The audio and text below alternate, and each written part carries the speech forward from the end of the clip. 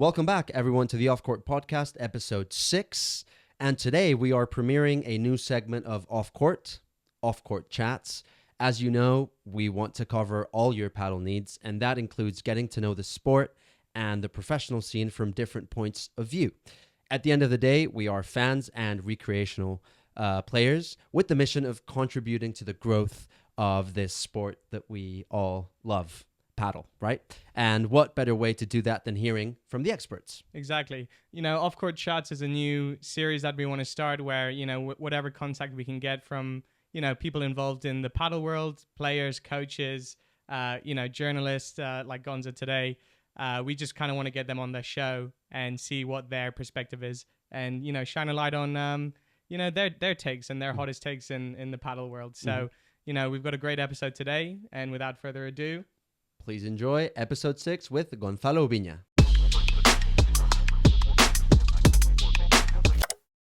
Well, hello, everyone. Welcome back to the Off Court Podcast, the 6th episode. This is the Paddle Podcast covering all your paddle needs. We are your hosts, Hugh and Connor. Thank you for joining us today. As you've just heard and seen, we've got a bit of a special one for you guys today. It's not only going to be us two, we're joined by a very special guest. Today, we're diving deep into the world of professional paddle with a guy who's not just calling the action, but living it from the sidelines. He's an international paddle commentator, interviewer, and field reporter for Premier Padel and Red Bull TV, with experience covering the sport's biggest moments across the globe. Whether he's mic in hand, post-match, or bringing fans closer to the action than ever before, there's no one better placed to give us the inside scoop. Please welcome to the show and the podcast, the voice behind the game, Gonzalo Oubiña. Thank you so much for joining us, Gonza. Is Gonza okay, by the way? Gonzalo? Yeah, perfect. Much better, awesome. Gonza. Lovely. Thank you so much for joining us, Gonza. How are you today? No, thank you for the invitation. As soon as I saw that a podcast like yours was out, I was like, I want to be part of it. I know how much you guys love the sport as much as I do. So I think if we all work together, we're pushing the sport forward. So happy to be here. Absolutely, that's the dream. That's what we're all about. No, that means a lot to us. Yeah. Gonza reached out super early on our journey with this, so it really gave us a lot of validation. So yeah. Gonza, we appreciate it, yeah. and hopefully you want to come back after doing this episode. So, but we'll see. We're just starting off now. So let's get into the super exciting, the first episode of this new segment, Off Court Chats. Before we get into the nerdy sort of usual off court paddle nerdy talk, we just want to get to know our guest a little bit better, for us, for you guys as well. Gonza, let's just take it back to the beginning. You've built a career in sports media that's taken you from Buenos Aires to Premier Padel. Was working in paddle always the dream? Did you fall in it unexpectedly? Sort of give us a little bit of your journey with the sport. Yeah, I mean, it was not a dream. I'm going to be honest with you. I started sport journalism in Argentina. We have it as a career, not in Spain. So I started that, and I started working in football when I was in Argentina. Okay. That was my first experience. I was covering second and third division as a commentator in Argentina. And then I wanted something different. I wanted European experience. So I moved to Valencia to study sports management. And when I came here, I started playing paddle. And I liked it. I really liked it. I remember also as a kid playing in Argentina, in these old school courts with concrete walls, but never like regularly. Yeah, very old school. I love it. And then I came to Spain and made some contacts. I had a chance to work in the Sanyo Academy. Mm-hmm. Nice. And that's when it started. I was not working as a commentator. I was more in the business part of it. Made some contacts with the players, coaches, and I decided to go back to my passion, which is communicating. Mm-hmm.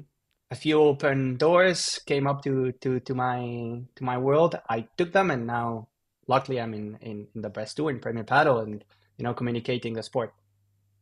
That's incredible. How long ago did you start playing paddle actually? And can you tell us if it was like everyone likes to say it, but you got the bug, and as soon as you started playing the balls off the glass and stuff, it kind of gets something going inside. How long ago was that? I mean, I don't want to compliment myself, but I'm the kind of guy that can play all the sports well. Yes. So even if when I was playing in these concrete walls courts, I was decent. I also played some tennis when I was a kid. Then also some table tennis. But like seriously playing paddle, let's say in the pandemic or after the pandemic, so like 3 to 4 years ago. Okay. Yeah, but I was lucky, honestly, living in the academy and playing in the free time with pro players. Oh my It God. makes you improve so much. You learn so much. Yeah, So, I can imagine. I was kind of lucky. If you've got Sanyo there teaching you how to hit a bandeja, it's better than just playing with your mates. Yeah. I think I would walk off the court though with like tears in the eyes, knowing how bad I am compared to everyone else. But it must be encouraging as well. Yeah, back then Sanyo was playing with Tapia, so he was training a lot in the academy. Wow. Early days for Agustin. Claudio Gilardoni was coaching them, and he was the first big coach. Now he's coaching Paula Jose Maria Nari Sanchez, and he was the first one to give me full confidence.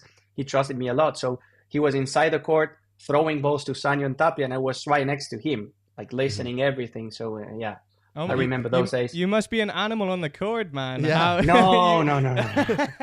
We need to get a game in with Gonza. No. Yeah. Trust me. God. No. You're being too humble. I know it. You are surrounded by so many people, man. You're too humble. But that's awesome, man. That's incredible. Yeah. I mean, if you want to move to the next question, really, kind of going from that, you mentioned you come from like a journalist background, right? I think it's. I think what also excites us, if we talk about a little bit of the business side of paddle, is just the insane growth, probably that you've witnessed since you started playing over the last 5 years, right? And you've kind of made your entryway into commentating within paddle. I think a lot of people who are kind of getting into paddle and really enjoying watching the games and talking about it, and maybe listening to us and people like us online, they might want to sort of enter the world of paddle, right? And how is your sort of background in sports journalism help you navigate to where you are today in terms of commentating? Has that given you a bit of an edge? Or, you mentioned commentating or communicating is your passion, right? Is that what kind of gave you a little bit of an extra step forward into becoming a commentator for Premier Padel? Yeah, I think it's a bit of a mix between my passion for the sport, for paddle, and also the background that I had.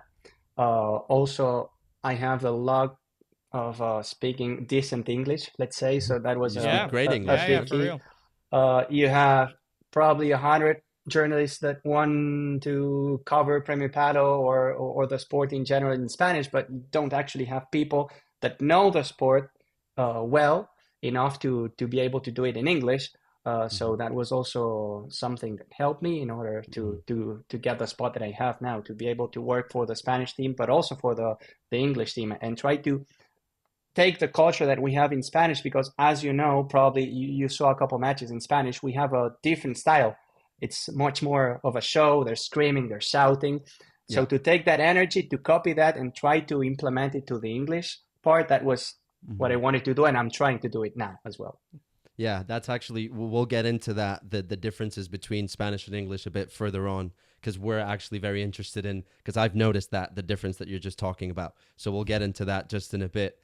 But yeah, thanks. That's great, man. That's so awesome. We just wanted to also to like get into, I guess, before we get into the paddle talk, for us, as fans of the sport, as fans of your work and yourself and our listeners, we think you're in such a privileged position, right? You've got a really unique point of view and perspective on paddle and the Premier Padel Tour. You've got the best seat in the house, basically, mic in hand, watching the biggest names battle it out. What's something about players that the TV cameras don't pick up, something that you can share with us that only someone in your shoes would know? Because we see it on TV and we hear news and journalists talking about things and stuff, but is there anything that you can share with us, like an inside scoop? Yeah. I mean, I would say maybe it's obvious, maybe it's not, but the speed of the ball once you're there, but I'm not talking even in like the stands. I did a couple times some field reporter for the Spanish channel, and they have, in English, we only have one commentator, and that's a guy, and that's it. In Spanish, sometimes they have three voices, two guys in the main cabin, in the box, in the commentary box, and one guy next to the players. Like you're in the middle, sitting there, and you have one team on your right and one team on your left, right next to the umpire, let's say. And to experience the ball from that position, it's crazy. You cannot imagine how fast they are. It's very, very athletic. So I always say this to the newcomers, the people who are just watching the first tournaments.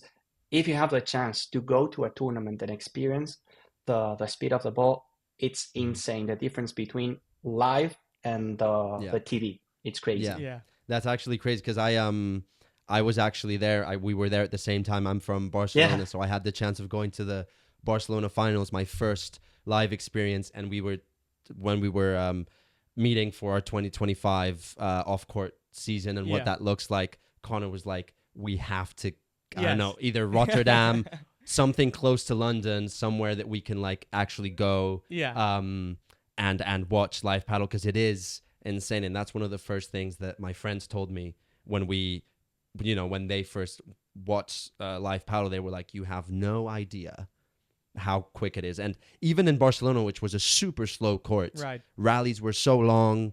No one was really taking risks, right? It was all about building up the points. As soon as I saw Stupa jump smashing and just the whip he had, it was insane. And how much the ball flew in one of the slowest courts of the year. I can't imagine like a tournament in Madrid or Valladolid where the courts are super fast. That must be even crazier. But just in one of the slowest courts, it already looked insane. So I can imagine. I mean, considering I haven't watched it, but really that's what I think, gives the sport a lot of eye candy. That's what, when I first watched my first few games of paddle, after I played it for the first time and watched how pros play, it kind of blew my mind a little bit. It's like they're playing a different level of sport. It's insane to see the speed and precision, but also, there's going to be moments as well where, they do a crazy kick smash, but someone's there on the volley to block it, and it's like they're in the sixth element of their senses, where they're just, the reflexes true are insane. Like I was just watching some paddle the other day, like for example, Galan, who I think is one of the best at just blocking at the net. Yeah. He would get like this insane bajada from like Coello, like just, I don't know the speed of that ball, but it's insane. And he just like the quick reactions, the split second, he can just place his racket there and it's just a block, so it's not a perfect return, but at least he can get the ball in. It's mind-blowing. Yeah, it is mind-blowing. Yeah. No, that's so sick. We totally agree with you on that. Yeah. I mean, I'm the only one in the room right now who hasn't ever seen it live, but you have to. You have to go to one. I need to go. One tournament. I mean, is there a tournament that you've been to that you're just like? I think it's a question we were going to ask later, but I want to ask it now. Is there a tournament that you would recommend? Okay, money's not an issue in this hypothetical. If I could fly anywhere in the world, is there a tournament that you would want us to see for my first paddle experience? Yeah, I mean, obviously the majors are quite special. Yeah. I mean, every tournament is good and they have their own magic, but the majors, like, playing in Roland Garros, something unique. The Foro Italico is full of magic as well. Mexico has, the Latino vibes. Qatar as well. Last season, I remember Rotterdam as a great tournament. I liked it a lot. Kuwait was also really nice. It was insane. The facilities and the place was quite nice. But I mean, every tournament again has their own magic.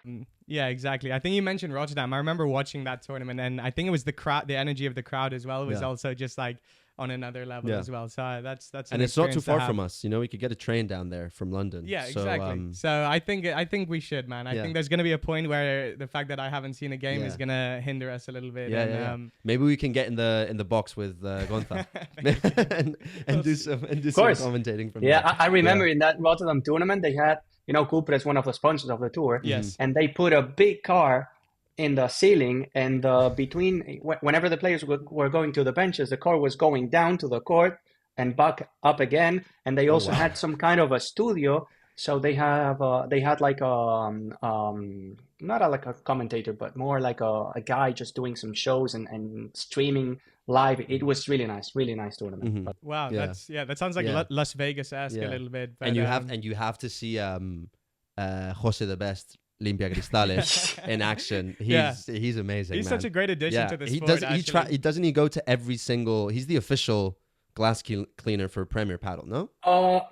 I mean, he's negotiating, let's say, with the organizers of every tournament, but he basically goes to every tournament. I always talk to Jose, such a nice guy, and I'm always telling him, hey, Jose, you're probably the person receiving more claps and love from the stands more than any other player per minute. Yeah. He goes there, Yeah, 30 yeah, seconds, pure love, he leaves.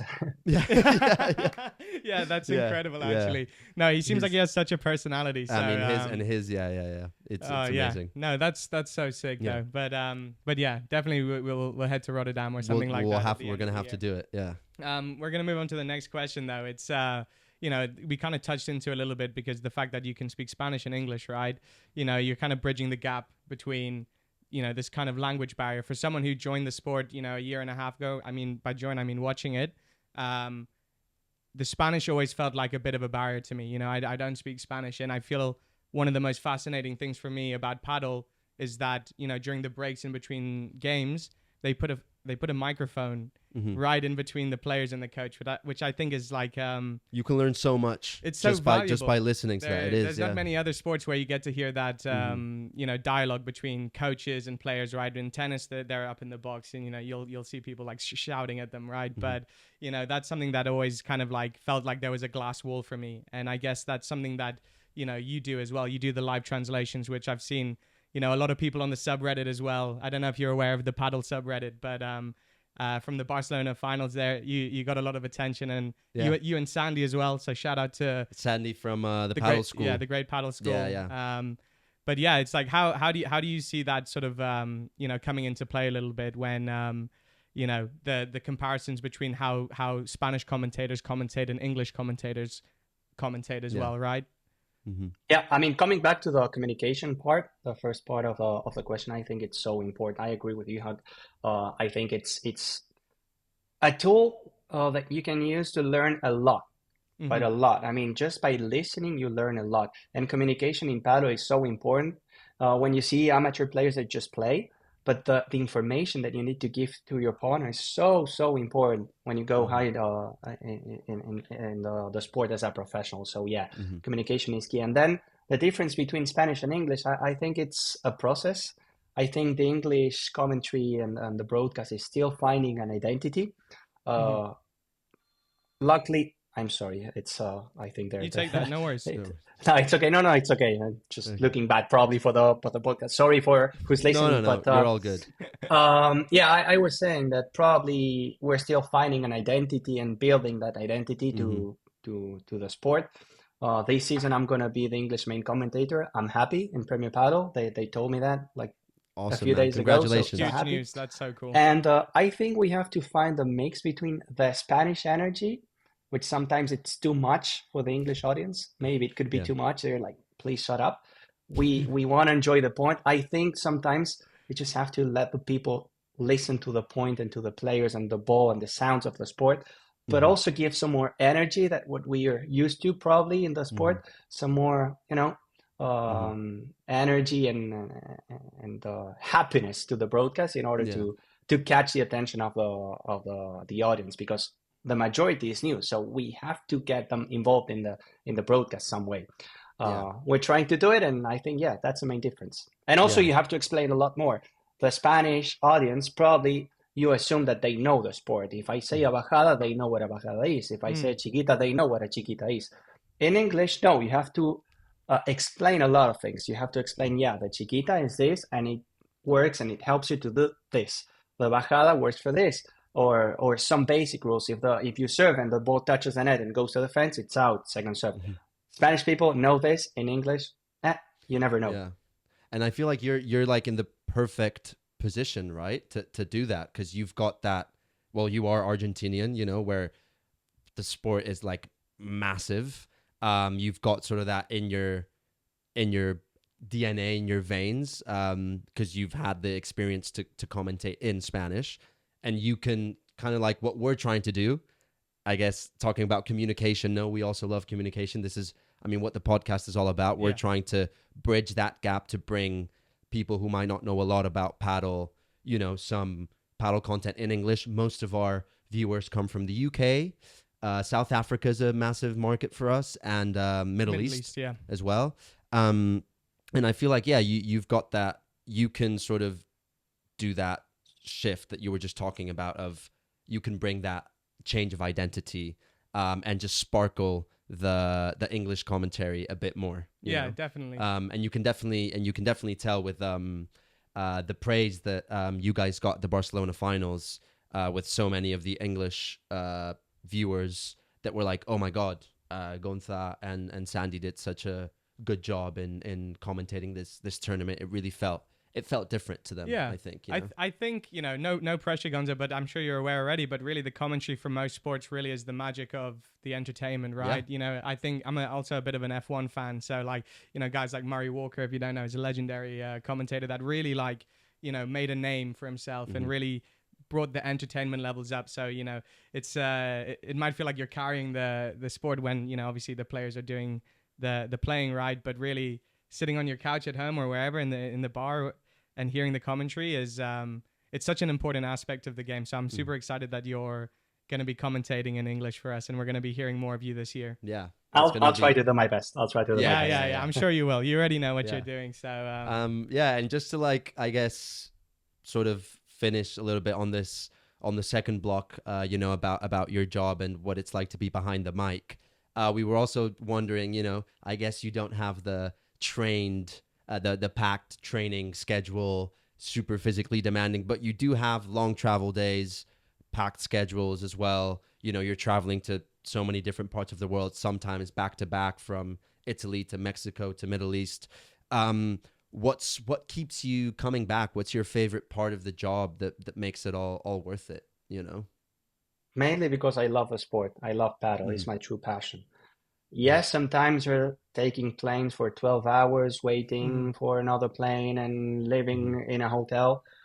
But at the end of the day, I'm watching the best players of the sport that I love. I get to talk to them. I get to talk to the coaches. I'm learning every single time. And I always think, I'm happy here. Yes. And probably if I wasn't here, I would be working in an office for 8 hours. So what's better, right? There you go. Exactly. You have the answer there.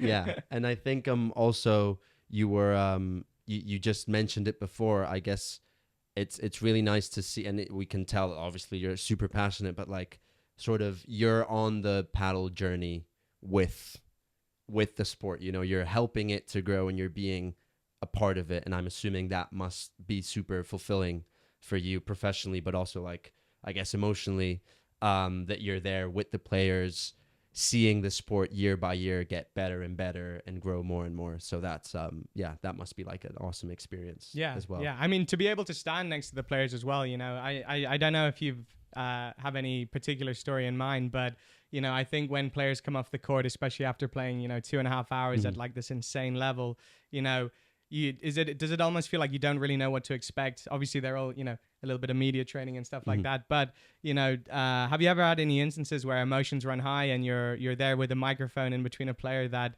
you kind of can't predict how the interview is going to go, right? And it could either become awkward or hilarious or maybe just memorable for you. Do you have any sort of one particular interview that has stuck in your mind from that?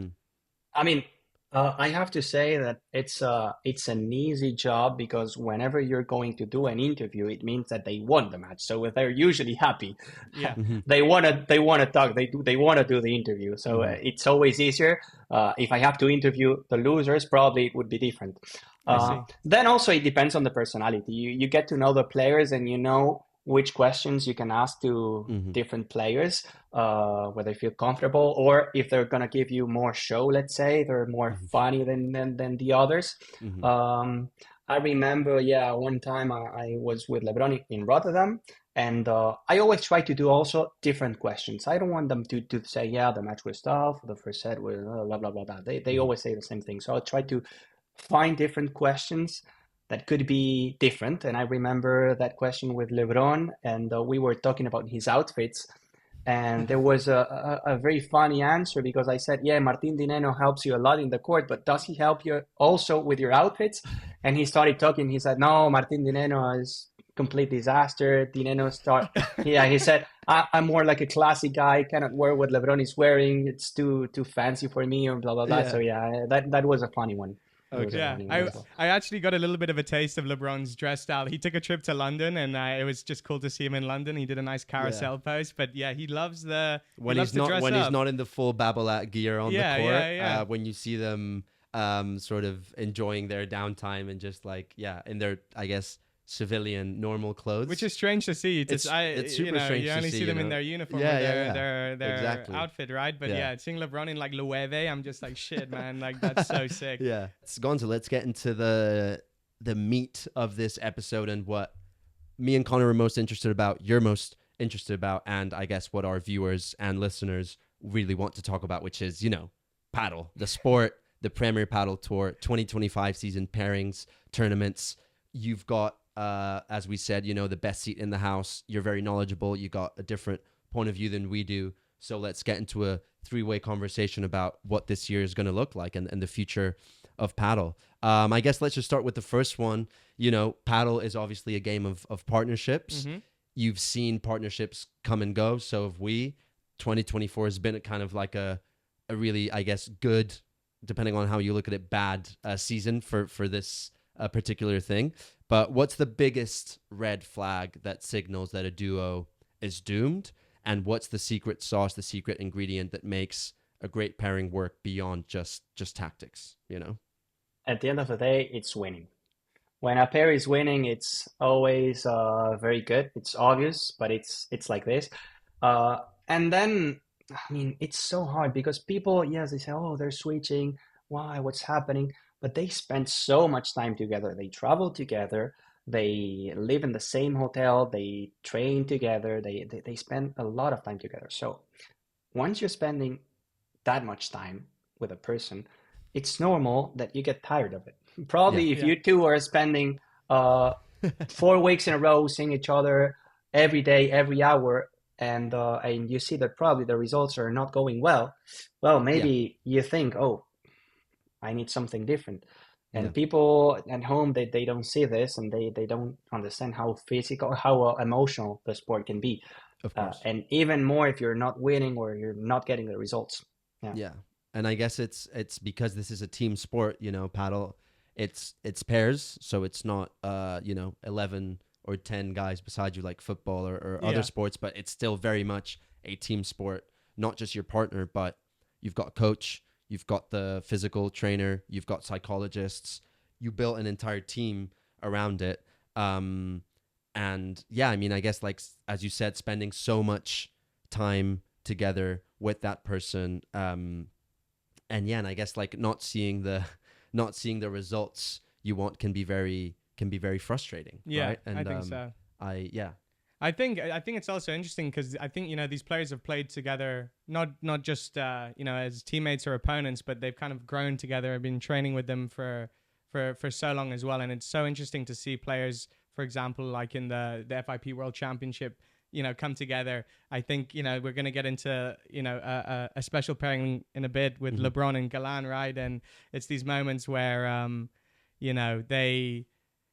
we want them to work, but they don't. Yeah. And it's kind of, we have to put our hands up and just say, look, it's just not there, right? Exactly. Especially when, you have players like Coello and Tapia playing against them, and it's just kind of tough like that. Yeah. Is there anything where, we're in the preseason right now, with some of the new pairings, is there anything that you have a good feeling or a sort of a green light that, kind of strikes you a little bit with new pairings? I'm excited to see Stupa and Lebrón, to be honest. I think they can do something big. Yeah. I think Lebrón going back to the right side of the court, it's a good call from him. Mm-hmm.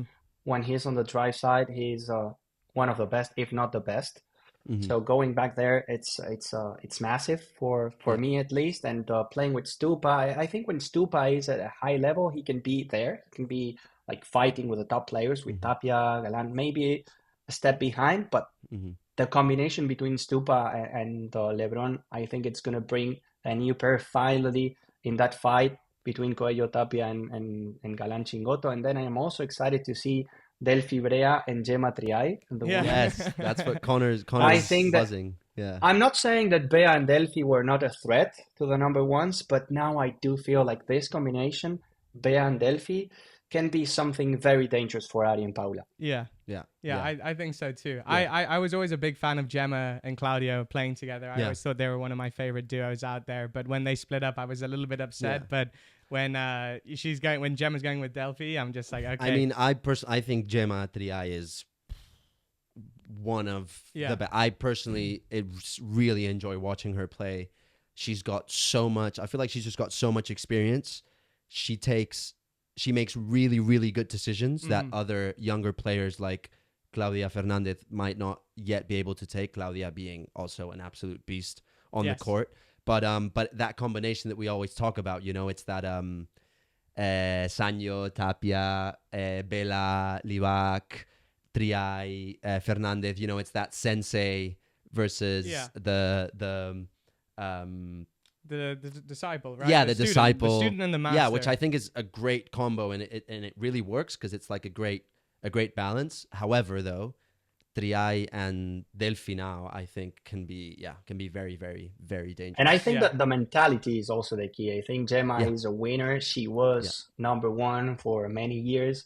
Delphi wants to be, and they have such a winning mentality that I think it's key. But also, we don't have to underestimate the number ones. They've been dominating the sport for almost 2 years and a half, winning and breaking records. And they're so consistent, so good. They understand each other so well. Yeah. And also, let's see what happens with Bea and Claudia. You never know. They're top players. Yeah. I guess let's get into this now a little bit, because we were just talking about it like before recording this and preparing for this episode. We talked about, it feels like Claudia and Bea kind of got left with Triay and Delphi were the ones to benefit, if you could say it like that, from this breaking of pairs. And I feel like Bea and Claudia were like, well, I guess we're going to play together because we don't really have a better option in a way. But I personally, I have my reservations about Gonzalez-Fernandez pairing. I don't know if they're going to be, I think the popular opinion, or the thing that people like to pick on, especially for Bea, is that she's picked up a lot of injuries over the last season, right? And that meant Delphi kind of had to sit out on a lot of important tournaments. One of them being the Barcelona finals, and playing with other players that they've never really played before together. Do you see more beyond the injuries, I guess, or is that kind of like a red flag for you? No, I think they can work. I think they can work together. Yeah, I think so as well. And it's funny because Claudia's mother is traveling with her to every single tournament, and she goes to every match. And sometimes I sit with her. She's such a nice lady, so polite, and we always talk and watch the matches from Claudia together. And one time I asked her, between me and you, now it's going to happen, so I can say it. Between me and you, is there a player that in the future you would like to see playing with Claudia? And it was in Egypt, in the new Giza P2, this. And she said, yes, Bea Gonzalez. And now it's happening. Wow. So probably for Claudia it was the same. And I think they have the motivation also to prove the other people that they are also there at the level to fight for the number one. Yeah. And I mean, Claudia is, what, she's 19? 20. I mean, come on. Yeah. She's so young. And this season has been insane with Gemma. Watching her live was actually crazy. You've got a lot of young players as well, but at that level, being top 3 pairs at 19 years old is crazy. And she did win a lot of tournaments this year. And we always talk about how, the women's division is, I guess, you've got domination by Sanchez Jose Maria, but it's not as crazy as the Golden Boys domination. You've got, it's more split between the top 3 pairs in the women's. She's had an amazing 2024 season, and let's see what she can do. I just wanted to go back to Lebrón and Stupa, because I also think it's a great pairing. And about Lebrón going back to the drive forehand, sorry. What do you think about that? What do you think about this? Because you've got, in my eyes, correct me if I'm wrong, or if you've got a different opinion, you've got the classic pairings, right? Which I guess is more of old school, or maybe not so much. You've got the Galan Chingoto, super offensive hitter, backhand, with a lot more defensive control play style forehand, right? And I guess with now we're seeing, with the Stupa as we saw it, is Lebrón in that category of I don't see Lebrón as a super defensive forehand. I actually see him as quite an offensive one. And how, like, is that something beneficial? Like, what do you think can work best in the state that paddle is in right now? More conservative pairs, or pairs that are betting on more of like a hybrid play style? Yeah, that's a good question. I think it's the second option, dynamic paddle. I mean, it's getting more and more physical. Players are athletes now, and the sport is switching to a different speed. And I remember talking to one of the coaches when Lebrón was playing with Paquito and also with Seba Nerone, and he said that the main problem, or the main concern for Lebrón, was that Paquito was playing at the back of the court, and he was always pushing him to go to the net and block. And because he was used to do it with Galan, this aggressive paddle, win the net at all costs. It doesn't matter if you're defending, you just push and push and push. And Lebrón was not finding that from Paquito. Then he switched to the backhand, and honestly, we saw how, yes, he's a nice player, a superstar, so he can go to that position, but he's not the same. So now he's going to the right side of the court again, and he's going to get the speed that he needs. That now, Lebrón going back to the right side of the court with a player, such a fast player like Stupa, I think it can be deadly, because they adjust to the new sport, and they also have the skill to defend when they need to do it. Yeah. Do you think they can fight for? This is a question that we've had many times, and I don't know if I have a concrete answer for it, but it would be nice to hear your take on it. I mean, Lebrón was number one with Galan for 4 years in a row. He was, if not the best, like one of the best players on the tour. He still is, but he's obviously gone down in level, and his ranking speaks for itself. Do you think he can like fight for that number one spot with Stupa? Is Stupa the answer to that? Because Stupa feels like a super hungry player as well, an absolute winner that really wants to fight for that. Do they have a chance at claiming that? I mean, they have to face they're going to the Golden Boys, but yeah, what's your take on that? Yeah, I would say yes, but the thing is, I mean, you said it, Coello and Tapia, it's so hard. When they're playing well, it's so hard, and now they're also taking the physical part like very seriously. They said it. They said, I think our biggest mistake at the end of 2023 was that we took so much holidays in mid-season, and at the end we were tired. In 2024, they didn't, and they were unstoppable. So after Geneva, no, they found that exactly, the upper hand. exactly. Yeah, I mean, teams like Galan and Chingoto can fight.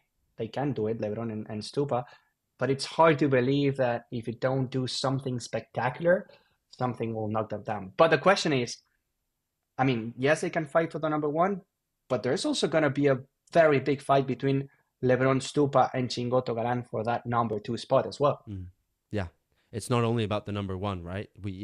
Number one is great, and it's what everyone wants to get to. But being the number two pair in the world in paddle isn't bad. I was gonna, it's pretty spectacular as well. Yeah, as much as I am looking forward for Lebrón and Stupa to try and take on Coello Tapia, I think really the battle that's going to be most exciting is between Chingalan and Stupa Lebrón. I think that game's going to be insane, and I think whenever they play first, I think in Saudi at the end of next month, if they get there, if it all works out on the table, I think it's just going to be an incredible game, and that might set the tone for the rest of the season. I don't know. Obviously, it changes, but that to me gets me so excited. Yeah.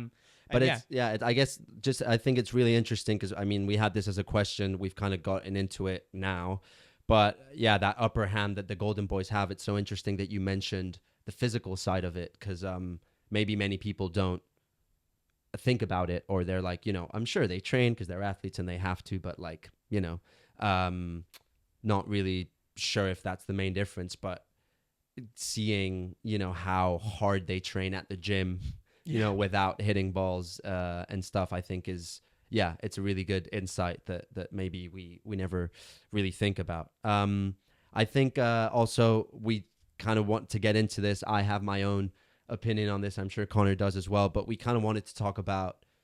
We've talked about the established, Coello, Tapia, Sanchez, Jose Maria, Triais, Galans, Chingotos. What about the next generation? The sport is growing.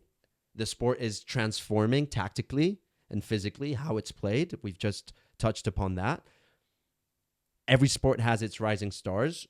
Who's the young gun on the paddle circuit that you think is about to blow up for men and women? Because I personally think someone like, I think Tino Libac, in the next 5 years, we're going to see him top spot. I think with Augsburger as well. I think Libac is an incredible forehand. He's got this, like, because he's so young, he's grown up with this already hybrid forehand player DNA of he can be super defensive, very offensive as well. He can push really well, very physical, and he's got a pegada. He's got a good smash as well. So I think him, Cardona, I think is an absolute beast, right? Yeah, I enjoyed watching him play with Momo last year. I think he's just like, such a powerful player, but he's so, to be that young and make these like emotionally mature decisions as well is just like insane to me. So yeah, those are, you already mentioned them, but those are a few of those names I'm excited. Cardona's physically a beast. Oh, also Estero as well. Estero Alonso. Watching them play last year was also just incredible and take on some of the best players. They won the Paris Major, which is starting the season at 35 and 38. Yeah. And then finishing the season getting into the top 8 pairs, getting into the Barcelona finals. They didn't make it really far, but doesn't matter. That's like already a massive achievement. What's your take on this, Gonza? Give us the scoop.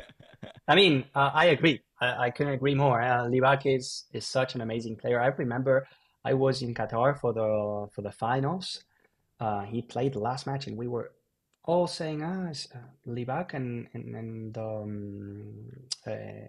Augsburger playing for Argentina the last point. That's too much pressure. They're facing Paquito and Yanguas, and then they played like crazy. It was insane the level that they showed. They have a lot to learn with the pressure. It's not easy to play a finals of World Championships in front of everyone. The stadium was full, crazy crowd, and they performed. So they are meant to be the next generation. Cardona also, I think he has to improve a lot of things. Paquito gave him a chance, and it was funny because he said, Paquito, a few years ago, he had a chance to play with Coello, and he refused it. And now he took Cardona because he didn't want this to happen again. And I think it worked well. Paquito also wanted maybe a bit more, but it's also hard to get through the semifinals when you have such monsters in front of you. But yeah, I think for the women, we have a better future. Let's say in terms of future stars, we have Ustero and Alonso. Ustero, I remember when I first watched her, I was like, wow, it's crazy. For me, Ustero, when she has a day, she's the most impressive player and the most fun player to watch. Better than the top players. She has the match, and she has the natural talent that I've never seen before, at least in the previous years. And the combination between her and Alonso is a physical machine, and she's only 18, 19. Yeah. She blocks at the net, everything. She has a solid aerial game. That combination with Alonso is going to give us a lot of crazy moments in 2025. And also, if you go down in the rankings as well, I mean, you have also Jensen and Claudia Fernandez that we didn't mention. But also, I like Martina Calvo. I don't know if you saw her play. She's really, really talented as well. Yeah. Martina Calvo. Well, we'll have to. I personally don't know her. Radar, We'll have to check her out. Yeah. Thanks for that. But yeah, it's super exciting for 2025. I think. Right? Like it's gonna be insane. It's gonna be great. Yeah. No, that's perfect. Like obviously we've spoke about the sort of next generation. We've already mentioned them a little bit, but obviously we can't get you on here without talking about Coello and Tapia, right? Obviously, I think a lot of we kind of know by now how hard they trained over summer, right? And that really gave them their competitive edge. Maybe because you've seen them in person, Gonza. Maybe you get to see them a little bit in the training room and how they, mentally prepare for a game. But if we could get Gonza's take on what gave them that edge, was it the summer break and them not sort of stopping training, or is it just there on some next level? You know, I mean, the spiritual level of paddle at the moment where they're untouchable. But I mean, I guess we'll hear from Gonza, but it's a lot of talent. Yeah. I mean, it's a lot of talent. Coello on a good day is just impossible. Mm-hmm. He doesn't even underestimated Coello. Yeah, like he doesn't even topspin his smashes. He could be like outside of the court, and his envergadura, I don't know how you say that in English, his like physical prowess, I guess. Yes. He just smashes flat. It's incredible. It's just a flat smash that he can just pop off the court like crazy. And I think Tapia, technically, if you look at technically, the way his body moves, the way his wrist, the little details, you can't see it, but the little flicks, he's like, he's the Messi. I mean, he's Messi it's like Messi, Cristiano and Messi playing in the same team, right? Exactly. In my opinion, yeah.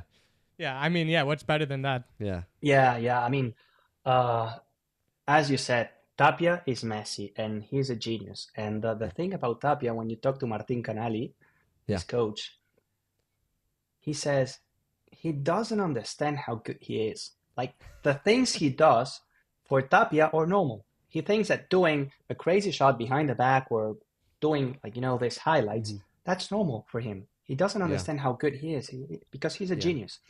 And as a genius, he just lives in a bubble, in his perfection bubble, and he does this like, okay, it's normal. It's something that everyone can do.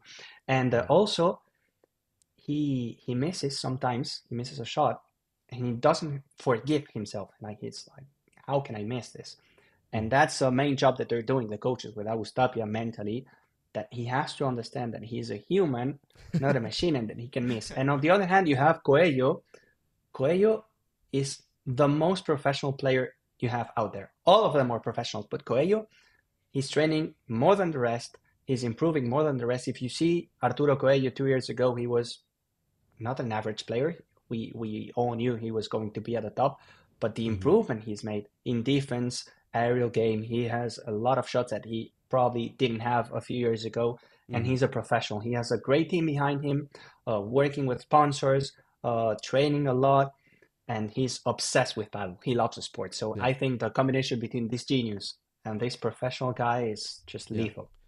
And you've got Gustavo Prieto, his Prato, coach, right? Prato, sorry. Who's, I mean, I've got to know him a little bit through Pablo from the Fourth Set, another paddle content creator who I got to meet. He does amazing videos.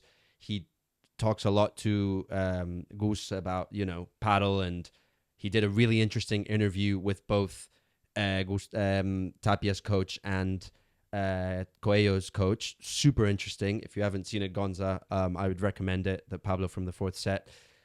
And they were just going back to what you were saying about Tapia. The coach was like, he will do a training session, and I'll tell him, try this. Let's like fix a little detail. Why don't you try doing this? And he'll try it. He'll get it on the first try, and if he likes it personally, he'll keep it in his database of his like computer brain. If he doesn't, he'll let it go, and that's how he trains. And then he just accumulates skills and methods of playing, and then he just disregards any other that because he's so good. And he can just absorb, like, athletically and sportively speaking, he's such a beast. And they were saying, Gus was saying the same about Coello. He was like, we plan an hour and a half training session with Arturo, 50 minutes.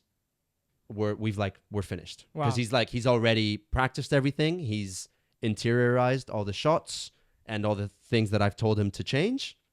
And it's like, apparently, both of them training-wise, they're really good. They're very coachable, and they're very good in training, which I think maybe you can give us more of an insight on that. But maybe for someone who's not within the professional paddle scene, might not be something that you think about. But there's a saying, I'm sure it's in English as well, juegas como entrenas. No? Exactly. It's like you play how you train. However you train, what you do in training, that will translate into your play style, right? and they're really good, both of them, at training. So yeah, it's incredible. It just confirms that they do have some like robot AI capabilities of just absorbing information like that and just playing it to the T on the court. So that's just insane to hear that as well. No, I'll go check out that video too. But that's insane, really. And we have to look forward to them. And as much as I love seeing like a domination of the year, like I'd love to see them get challenged like that. But at the same time, I think they're pushing the boundaries and levels of paddle, right? And I think that also brings value instead of bringing a level of entertainment to the sport. And it's pushing other players, right? If you're Chingalan and you see Coello and Tapia at this crazy level, you're like, well, shit, maybe we have to do something, because we have to fight for this. I want to be number one. We can't let them beat us like this. We can't let them, because it's at one point in the season, it was pure, it was like ridiculous. It was just like domination, and just like you had no doubt in your mind that Coello and Tapia were just going to absolutely just dominate.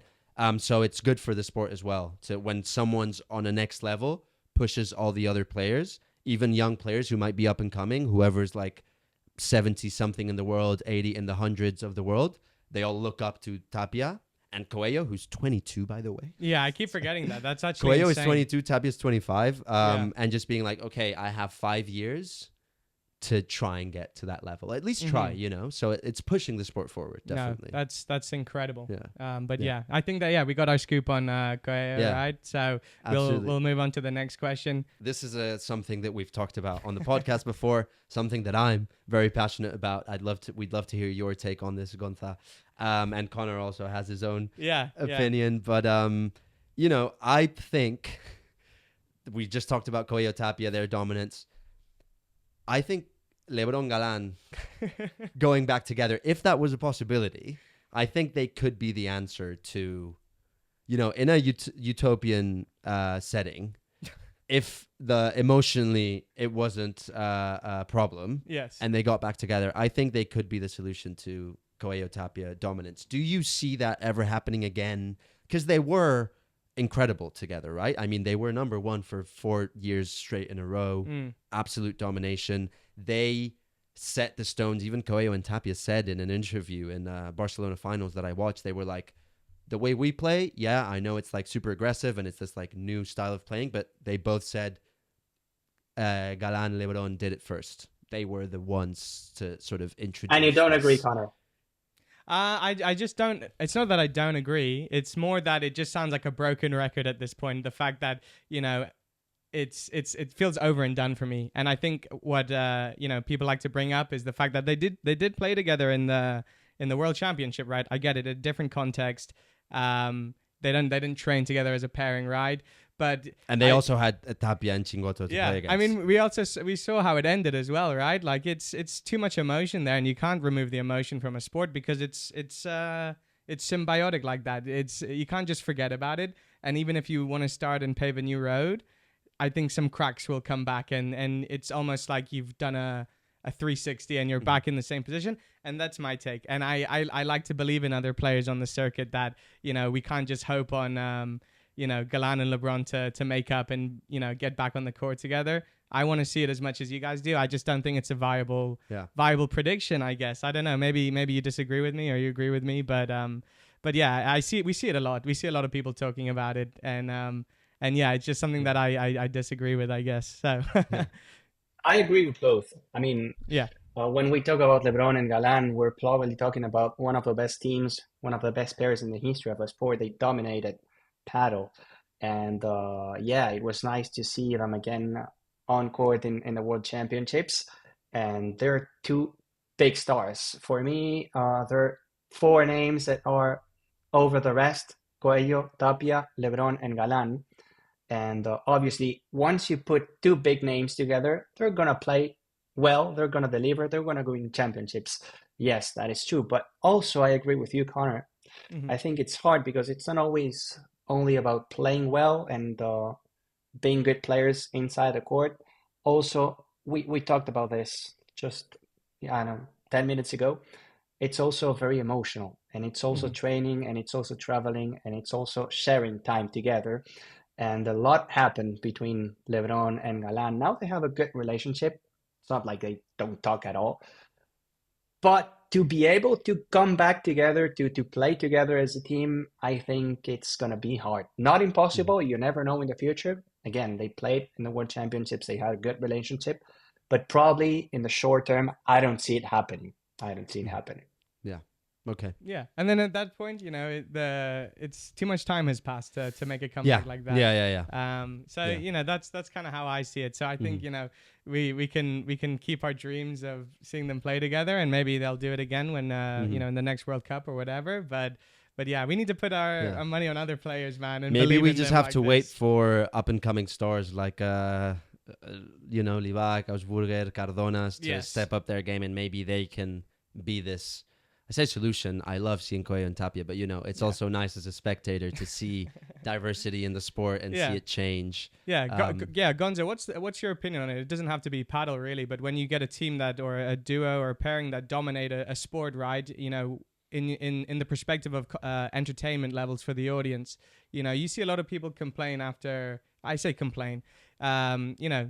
Knowing who the finals is going to be, right? And some people started watching the earlier rounds of paddle because when it gets to the semis and the finals, it's kind of the usual suspects which we see there, right? Mm-hmm. Which fair play to them, they got there, but from an entertainment side, how do you combat that? Is it just something that we have to ride the wave a little bit and have a little bit more appreciation, or can we just sort of get a little bit angry and frustrated, I guess? No, I mean, I understand people, and I understand that sometimes they would love to see a different final, but I think it's good to have a number one player dominating, and it happens in every sport. When you look at the La Liga, for example, in football in Spain, you have Barcelona and Real Madrid, and in tennis, you had Nadal, Federer, you have the big names, and it's always like this. Yes, there were two or three, I agree, but it's always like this. You're gonna be facing a number one, and I also think it's fun to see the way that the other teams find in order to knock them down.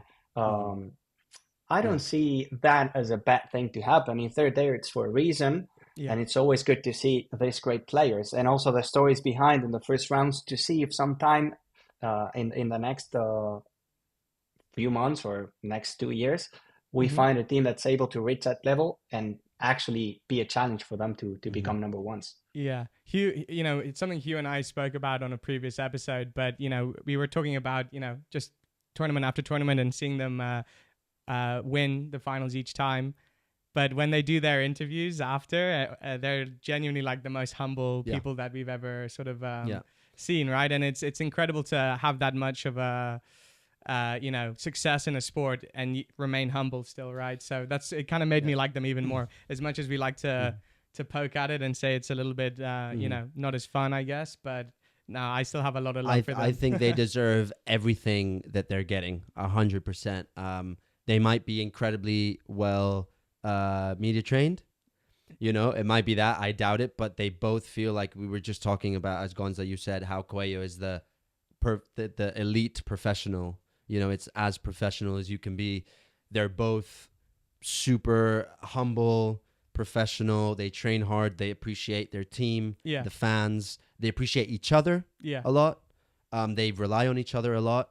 So I feel like it's just a combination of so many things: talent, training, emotionally mature players, just a bunch of things. So, I mean, obviously all the best to them. And I'm sure they'll just keep getting better. Exactly. And better if they can get any better. That's a problem for the rest. Just the beginning, probably. Which is absolutely terrifying. Yeah. I mean, we spoke a little bit about Coello. Now we have one more kind of Coello question, but I think other names are going to be mentioned a little bit. It's a little bit of a topic within the paddle world, but we saw Coello kind of change his residence to Miami, right, and play under Reserve, which is a paddle club out in the US. What is that? What do you see in your eyes when you're seeing this sort of like in my opinion, it looks like just purely a business transaction. But we've got Galan as well, who just announced on his Instagram the other day that he was also partnering up with this Miami club. I don't know if he's like moving there as an athlete. I heard the commentators as well say on the last tournament talking about Tapia also affiliating himself with a Miami club, We've got Inigo Jofre playing for the UAE. I think Yeah. Arnau Ayats is moving this season to the UAE as well. Yeah, what does that mean for the sport? What are these changes? What do they imply? I think it helps. I mean, if they find a way to get proper training, because we obviously know that the main players, the top players, are living in Spain and training in Spain. If Hmm. Coello or whoever moves to USA, UAE, or whatever, they find a way to get proper training and to balance the mix between living there and get the minutes on court they need, I think it's good. And even more in the US, where it's a huge market for the future. Now Yeah. pickleball probably is over paddle, but if we manage to beat them, Yeah. it's gonna grow a lot. I mean, Yeah. if we succeed in a market like the US, just imagine where paddle it's going to be in the next few years, and even Mhm. more if they help us push to the big goal that sport has, which is going to the Olympics. Yeah. Yeah, Yeah. and that's actually a great lead up to, I guess, our next block, which is talking about more of like about the industry of paddle, where the sport is going. You just said it yourself. We were talking about this with Connor yesterday. How Hmm. moving to the we've got the first P1 in the US this year, 2025, Miami, right? We've also got the reserve that just happened. Um, you're tapping into, doesn't matter if it's America, it will be, or it is the biggest market in the world. Americans know how to blow, like Yeah. make things expand, so it is uh, it will be a great move, and it will benefit the sport for sure.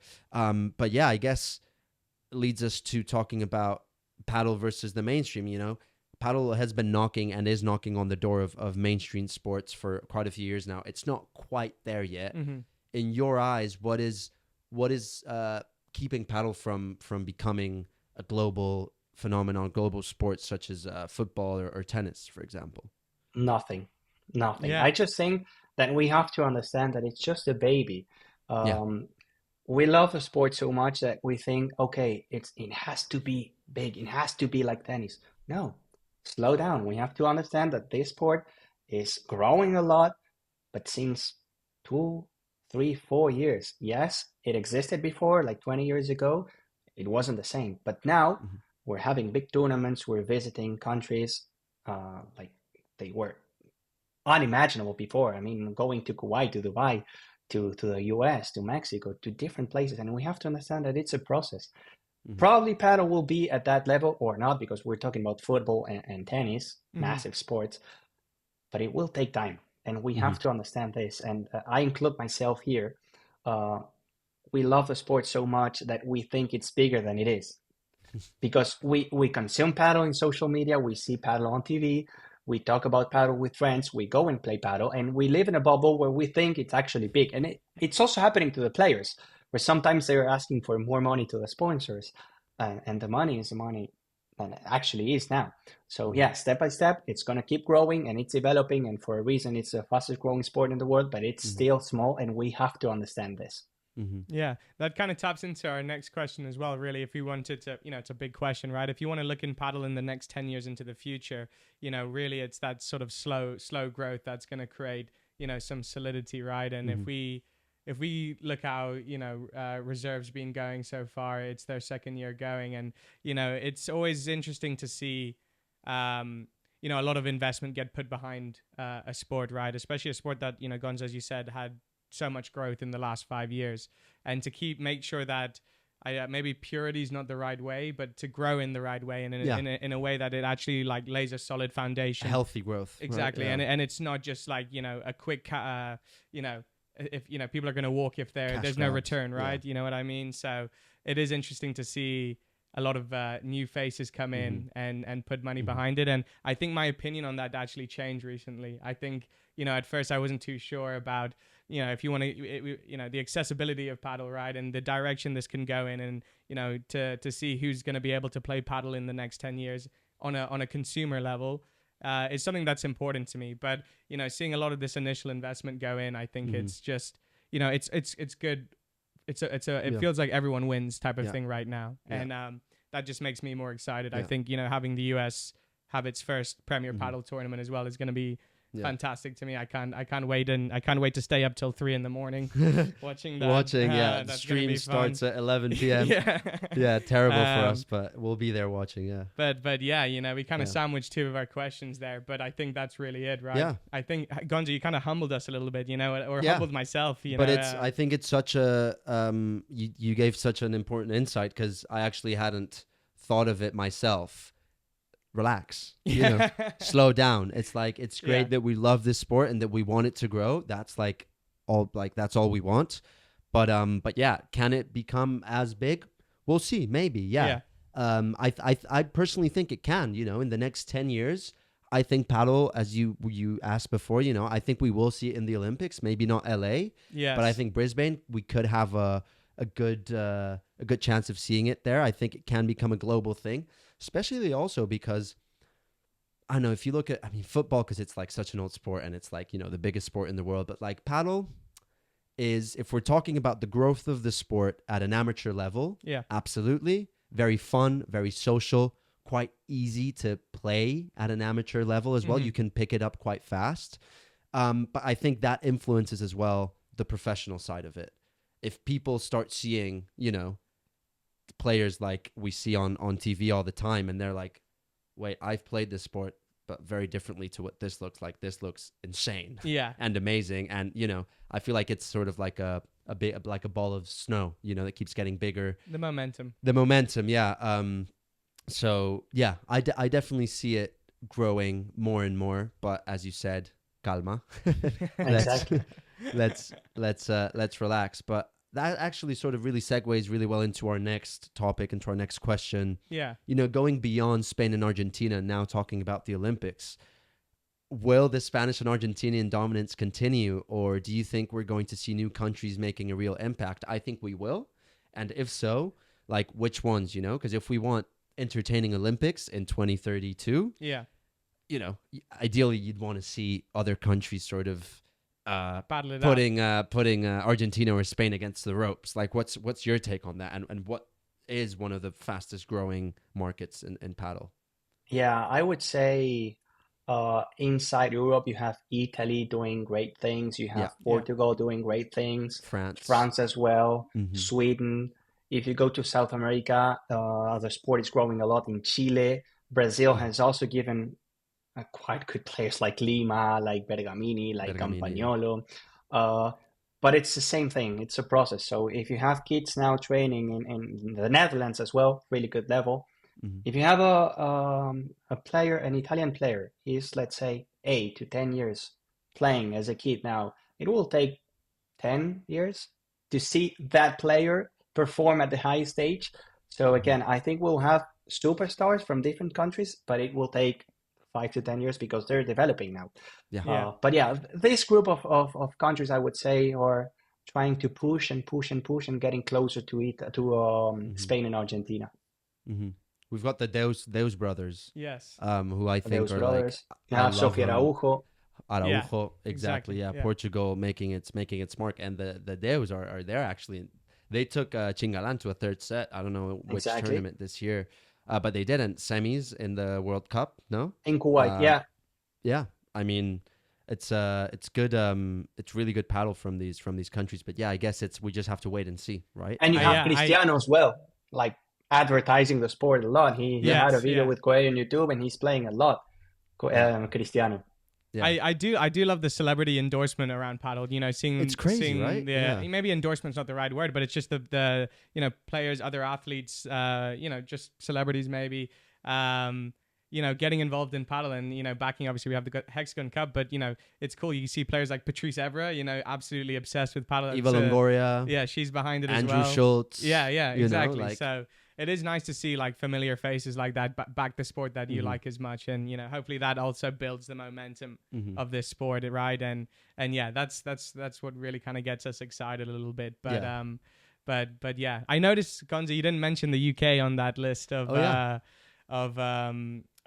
promising countries or players to come from. How familiar are you with any of the UK based players? Because it's something that we would love to see. Really, just one UK player. I think like just a cheeky little P2 London P2 Yes. on the 2026 Would be Premier nice. Padel Yeah, would why be not? I amazing. mean, we have some FIP tournaments, which is Yes. also quite nice. Yeah, I mean, I talked to Sandy, my colleague from Red Bull, about the situation, but I think it's still a bit behind these countries. It will grow. We have a young player like Nikhil Mohindra who's doing well. Yes. Medina Yeah. Murphy, Yeah. Medina Murphy as well competing. Norton, I think, for the ladies. So I think Yeah. it's growing, but slower than probably in the rest of the countries. Yeah. Yeah. Weather doesn't help. The weather, no, It's honestly, what it doesn't. Well, I was just gonna say, yeah. Whoever's in charge of growing sport in the UK, Yeah, I think the LTA has the LTA, just please build back more in here. indoor courts, and because I think with the history of tennis and squash in this country, Yeah. invented in the UK, paddle, which is like a weird mix of these two, could have such an. You've already got like a demographic for it. Yeah, there's a huge like, community in people London. love racket sports in this country, Yeah. so you could definitely grow it a lot more. Yeah. no. But yeah, maybe It's just I'm imagining that like top 100 world ranking, and it's a lot of Spanish and Argentinian on there, but we'll see. it is. You know? But as you said, slowly. But it'll grow. I have to say one thing. I was also commentating for the FIP in the European Championships. Yes. That was in Spanish, and I was watching the games from Great Britain, and I have to say that yes, maybe the results were not the best, but the crowd and the fans traveling there, families and friends, it was insane. Just drinking Yeah. beers, shouting, Yeah. screaming, creating like insane chants for the players, and I was like, "Wow, Yeah. this is fun." I just had a thought, which would be, I mean, incredible. This is long shot, but we've got Roland Garros paddle version, Wimbledon paddle version. Would Imagine. be On grass, yeah. Imagine like super classy courts, with the green turf. All players having to dress in white. Yeah. Very classy. Very I mean, that would be. high class sort of English. I mean, that would be amazing. That'd be so That'd be much nice. fun to. Yeah. I'm sure you'd love to commentate that one as well, to be in Wimbledon. Yeah, Having imagine. central court. Wow. Yeah. I actually saw your post on when you commentated Roland Garros as well. That must have been an absolute like pinch me moment, Yeah. just standing in there and just knowing that you're one of the voices of the tournament. So Being in that stadium is, Yeah. To must be able incredible. to be, I mean, to go there, it's already magical, but to be able Yes. to watch it from the inside, it's crazy. I mean, when you go to it's a enormous and super big media center. So you go down, you have the media center, and then you can have some access to the tunnels, and these tunnels guide you to the different courts. So you can access to every single court from the underground. It's crazy. It's Wow. Oh, wow. really good. that's so cool. That's super cool. Really Yeah. good. And you have pictures from Rafa Nadal in every corner. Roger. Yeah. One thing, this might be stupid to say, but I was impressed. Whenever you go to a tournament, you have the ball kids, Yes. Yeah. and it's usually volunteers. They go there, they love the sport, they're kids, and they have fun. But usually they don't understand when they have to go in, when they have to catch a ball. In Roland Garros, the ball kids were trained. It was Wow. the same ones that they used for the tournament, and they Oh, were wow. so quick, so smart, catching every single ball, running, going here and there. It was so fun to watch. Like those small details. Yeah. Yeah. That's great. That's such a cool Yeah. like little inside scoop. So no, they're at this level. Do Next you know level. why they're wearing the gray tracksuits? Is that the outfit? Because when I watched the Paris majors, all of the ball boys and stuff were in like. Yeah. It depends on the sponsor of the tournament. I see. I think it's just I see. uniform, I guess. Yeah, or yeah. I was It's curious more about like that. it's more like, I guess, curated. Yeah. These sort of tournaments. Yeah. Definitely. No, Yeah. that's incredible. I didn't realize. Yeah, We're I at the mean, end. we're at the end of I guess the conversation. Yeah. Which was awesome, by the way, Gonza. Thank you so much for your insights and everything. I think hopefully you guys, I'm sure you are enjoying this as much as we are. Yeah, no, I've such had the biggest smile on my face. Such the a whole privilege to time. have Gonza here, like chatting to us. And we kind of wanted to get, before we finish the interview, we kind of wanted to do more of like a lighthearted, fun style Okay. of conversation. We just wanted to give Gonza a few quick fire questions just to get to know him a bit better, put him on the spot a little bit. They're going to be mostly like one-liners or one-word answers. Okay. If you don't know any of the answers, you don't want to answer them, obviously. Up to you. Go for it. But yeah, we thought press maybe the we skip can. button. Yeah, you can pass on the question if you don't like it. And if you want to redirect the question to us, please do, and we'll also like tell you our nice. answer. Yeah, Definitely. But yeah, I mean, I guess let's get into it. If you could only play one type of shot for the rest of your life, which one would you choose? Bandeja. Bandeja. Yeah. And that segues into the next question. Is that your favorite shot to play or your best shot, or is it just from a tactical point of view and then you have another favorite shot or best shot? No, I just say bandeja because I think that as an amateur player, if you have a good bandeja, you will win the majority of the points. Yeah. Okay. My best shot, I would say lob. I'm very good lob. Yes, that's me as well. Which I think is the most important shot in the game. Personally, I think if you can master a lob, I think the bandeja is like the mature answer to go with, right? It's kind of like, okay, you actually know what you're doing on the court. If you have like if you're newer to the sport and still get excited when there's a easy ball floating in front of you and you just want to hit it as hard as you can, straight to the glass. I think like paddle, I still have growing to do, and I got some time to mature in my own play style. But yeah, no, I respect that answer. Hit us with the next one. Indoor or outdoor? Indoor, always. Indoor always. Same for me. Yeah. But I have to say that I also like sometimes to see some tournaments outdoors. Yeah. And it's also fun when you're playing to hit a massive high lob.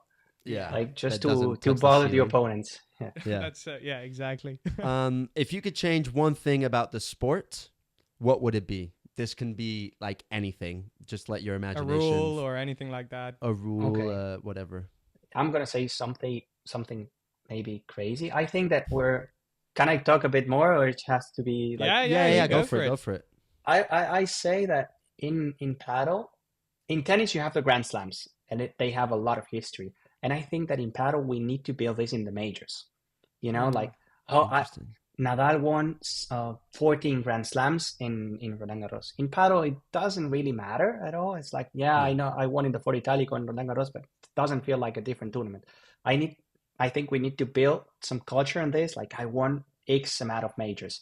And if we do, let's say in the majors, the finals to 5 sets, just the finals, because it could be maybe too long. But what about, a major final in Roland Garros or in the Foro Italico or in Acapulco and the final to 5 sets? Wow. Yeah, I'd be down for that. That's such a good incredible take. Yeah, I hadn't thought of that, but that's a great answer. For both men and women, because in tennis they still play to 3 for the women, right? I'd like to see both. I'd like to see 5 sets for both, in my opinion. Yeah, but I mean, right now they're playing both. At 3 sets. So, that's sick. I like that a lot. Cool. This one is also kind of like very general, but in the 2025 season, you want to see more of. More of. You mean a player? Or. More of the off-court podcast. Yeah. Thank you. All right, Gonza. It's coming. We'll keep that. We'll keep that promise. We'll try our best. Thank you so much. Also, what racket do you use? Now I'm playing. It's from a gift from a player, Agustín El Loco Torre. Now playing with Cepero. Good friend of mine, and he gave me his racket, Aka. It's a Mexican brand, so not very famous. Before that, I was playing with a Siux. Okay. Yes. Is that hard, soft? What do you like playing with? I would say an intermediate. I don't like hot rackets. Yeah. Cool. Yeah. Are you a forehand or a backhand player? Forehand. I can. Yes. Oh, actually, the three of us. Yeah. I started backhand, realized that maybe it wasn't the place for me because my smashes weren't amazing. Transitioned, and I'm still doing it to the forehand. Oh my god, I'm enjoying it so much more. And I prefer to bandeja and víbora. Yeah, I prefer playing in the corner as well on the right side. But I have to really work on my as a forehand player, my backhand volley. Yeah, I'm confident on my overheads now, but my backhand volley, which is essential for a forehand player, They still me flotan mucho. You know, they still float. I need to. And sometimes I hit the back wall, but yeah, 3 forehand players. We all do. We all do. Perfect. Let's keep it going. Yeah, let's go to the next. Control or power in your playstyle, personally? What Control. do you prefer? Control. Awesome.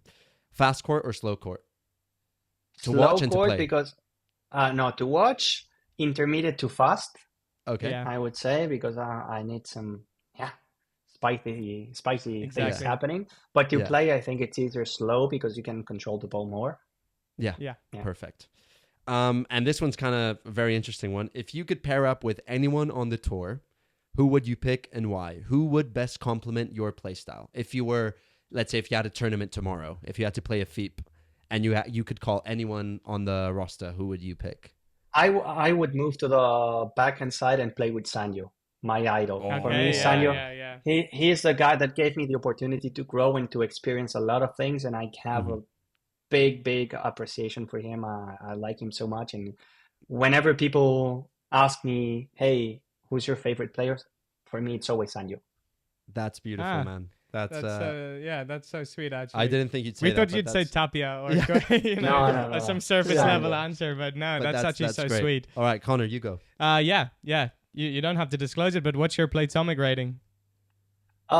It's around 4.5 or so, but it's Okay. it's kind of tricky because in Spain a 4.5 means something. If you go to Germany, everyone is a 6, so it's kind of Same here. In London. In the UK, it means nothing. In the UK, because then I go back home in Spain in Barcelona, and I think in Barcelona I'm way lower than I am. Yeah, I like here. it. So, I like that. Over 4 in Spain is quite decent. It's like a decent level. I think so. Yeah. Okay, very nice. On the circuit, on the Premier Padel circuit, who's got the best smash? Hard. I would say Galan. Yeah, hell yeah. Nice. Who's got the I best would say defense? Galan. Probably Dineno. Yeah. We always said he's so cool in those moments, and he can just. For stay me, it's chill. always Chingoto or Dineno, but Yeah. I think Dineno is more of a defensively. He's an absolute beast. Yeah. Yeah, and is there anyone that just like on a technicality level that just blows your mind? When you're watching them. Like magic wise.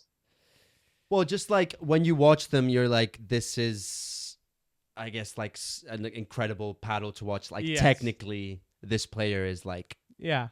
Or maybe someone super consistent, like that. The like easy option is Tapia, is saying Tapia. Yeah. That's the easy one. But again, I would recommend people that have probably never seen Ustero playing. I was going to say, It's ridiculous. It's crazy. It's it's insane. She's a wizard. Yeah, she is, honestly. And you might have answered it already, but from both the men's and women's circuit, who's your favorite player to watch?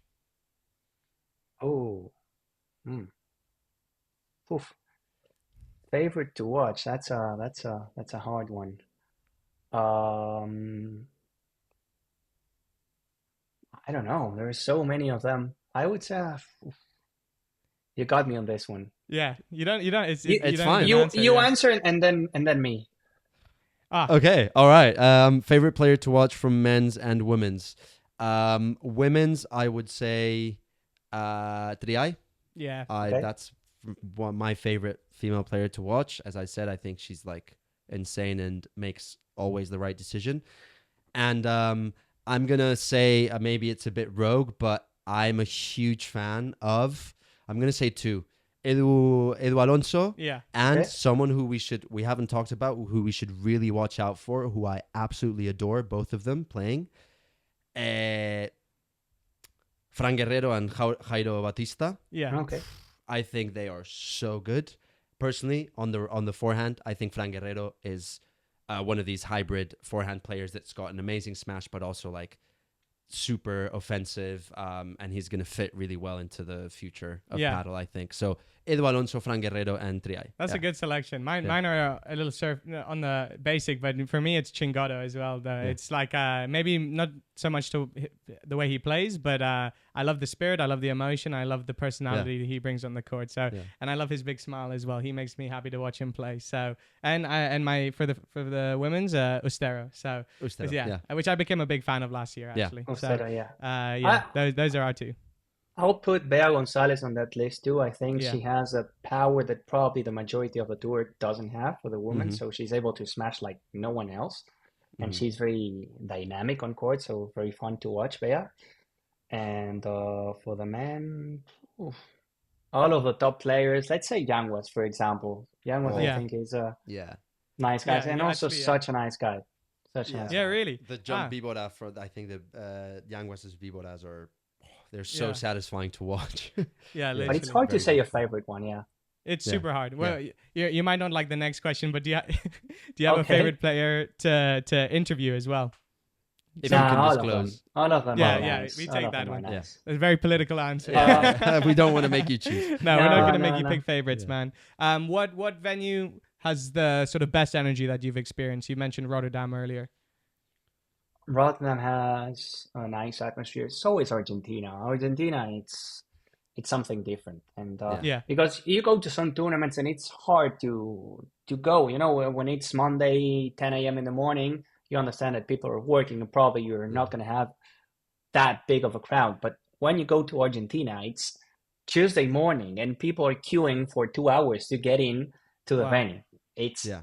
incredible, and then Yeah. you know, people singing and creating some magical atmosphere. Yeah. Yeah, that sounds incredible actually how Incredible. you describe that. Yeah, Yeah. no, I would love to see something like that and see the actual like proper fans It's of the paddle, Argentinian right? fan bases. Yeah. They're you can't amazing. knock that. All right, and last question: if you can select your, we kind of started from the Pro Paddle League, but if you can select your dream mixed double in a way, one male and one female player from the circuit, is there anyone that you like to see? We saw who was it, Sanchez and Tapia play together, Yeah. which was Which very was- cool to see. La Vikinga and Stupa as Yeah. well playing together. Yeah. Sort of. I would love to see an Argentina versus Spain in this mixed double. So let's go with Yeah. Delphi and Tapia, Yes. and Paula Jose Maria with Ale Galan. Woo. Yeah. That's Nice. fire. That's actually Yeah. so sick. Yeah. And sorry, this is not the last question. Is there any player that we should keep an eye on for 2025? Yeah, I told you about Martina Calvo. I think Yes, she's that's true, actually. impressive. I remember I was in Bordeaux Mhm. in France in the Bordeaux P2, and Ale Alonso was injured, so Andrea Ucero called her, and they were playing, I think, in the semis or in the quarters against Gemma Triay and Claudia Fernandez. That was the first time that I saw Martina Calvo, and I was like, oh, this kid can play. She's really good. She's improving a lot now, fighting to get through the rankings, but I think probably in this season she will get, you know, the big chance to show how good she is. Mhm. And then for the men, I don't see a young player like really shining, to be honest with you. Yeah, we mentioned Livac and Augsburger and Fran Guerrero, but they're there. Mm. So Mhm. yeah, hard to say that we see a shining star for the men. Mhm. That's my very true. opinion. Yeah. That's awesome though. Lovely. Cool. So I guess that concludes today's episode. Yes. First of all, thank you so much, Gonza, for coming on and chatting to us for nearly 2 hours. Yeah, no, we appreciate It's it. been absolutely incredible to hear your insights and your opinions and your expertise on this sport. And yeah, I mean, I guess, thank you. And also we wish you the best on the 2025 season. Yeah, definitely. We're going to be listening to you as much as we can. Connor? Yeah, no, it's been an absolute pleasure. You're the first guest on our show, this series called Off Court Chats, and hopefully, we get to see more faces like you, but other people from the paddle world, and it feels incredible for us to be able to feel like we've integrated a little bit into this, and as we spoke about a little bit today, to grow together, to keep talking about paddle, to grow the excitement for it, and to bring on new people. So I think our platform here has done that already. So yeah. And also, guys, people watching and listening, we're gonna, if that's okay with you, we'll link Gonza's social, so you can like give him a follow, because you do post. I think you post like cool content. And you can see like awesome pictures of Gonza with Tapia or Sanchez. Like loads of players. And yeah, I mean, he's an awesome person to watch out for in the paddle scene. Not as a player, but as someone who's growing the sport and communicating as well, as you said.